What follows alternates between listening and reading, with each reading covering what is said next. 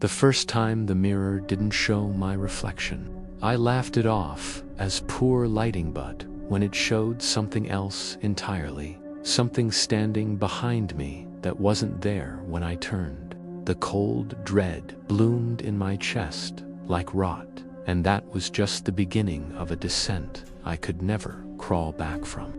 I had just moved into a secluded rental house nestled deep in the woods of Maine to finish my novel Complete Silence.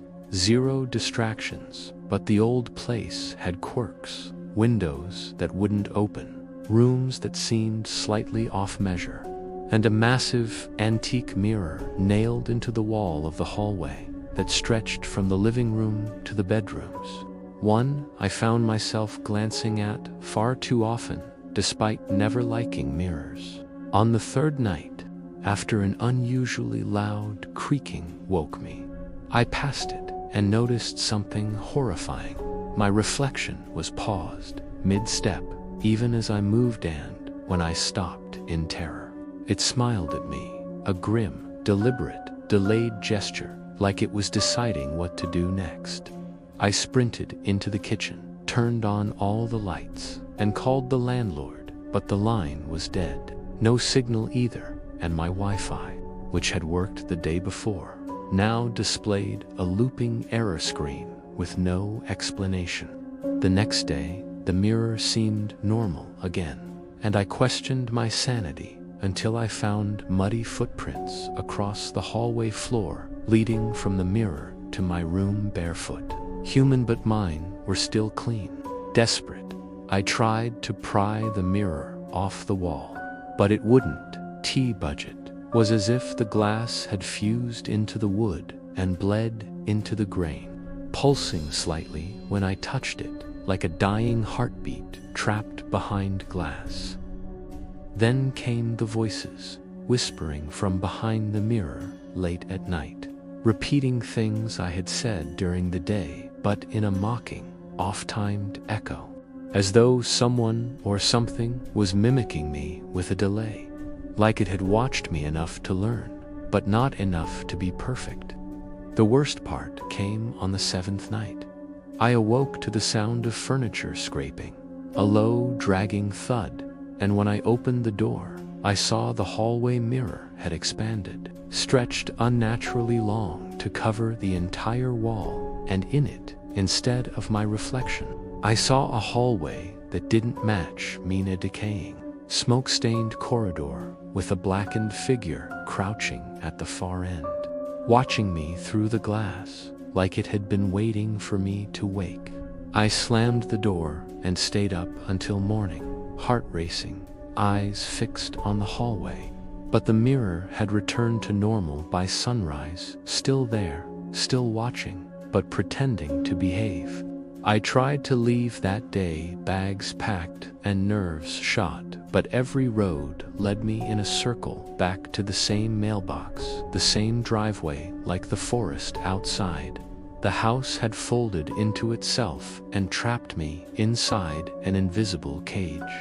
I stopped sleeping after that, afraid of what would happen if I closed my eyes, and over the next week, I documented everything: the shifts in the mirror's glass, the patterns it mimicked, the fact that the reflection of the hallway sometimes showed things minutes before they happened, like a twisted preview. But when I played back the recordings, the footage was always corrupted during those moments, showing nothing but black static or strange flickers of ancient-looking film with robed figures dragging mirrors through mud.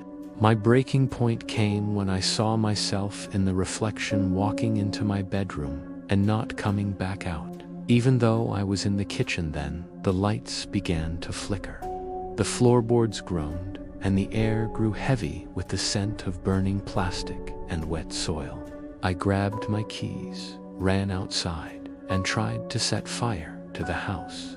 But the matches wouldn't light. The lighter sparked, but no flame came. And when I looked back at the house, it was already ablaze in the mirror. That's when I realized the mirror was no longer showing reality. It was creating it, influencing it, warping it, and somehow anchoring something into this world from beyond comprehension. I began noticing other reflections in everyday objects, two glasses, picture frames, the oven door edge one, showing glimpses of that other place, the decayed hallway, the crouched shadow, the ancient symbols etched in soot and ash across the walls, spelling words I didn't know, but instinctively feared.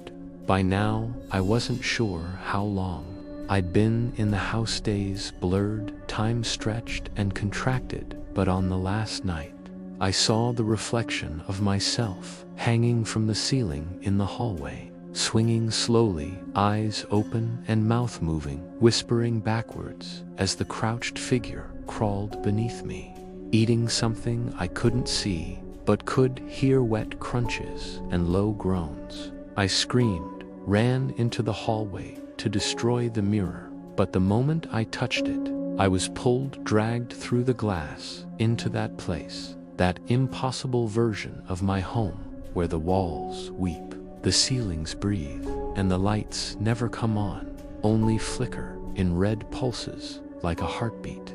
I tried to run, but the corridor stretched endlessly, with mirrors on both sides, showing my terrified face, but not all of them matched my movements. Some looked calm, others furious, and one was smiling at me while holding something behind its back.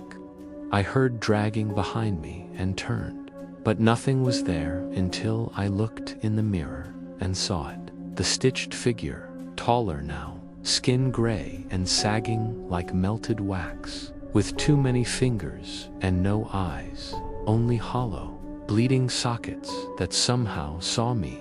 Alone in the hallway, the mirror cracked, bleeding thick black liquid like oil and tar combined.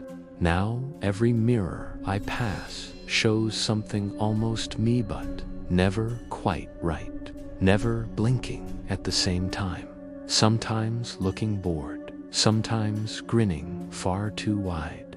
I didn't know if I ever truly came back through that mirror, or if I'm still in that place, and this is its illusion.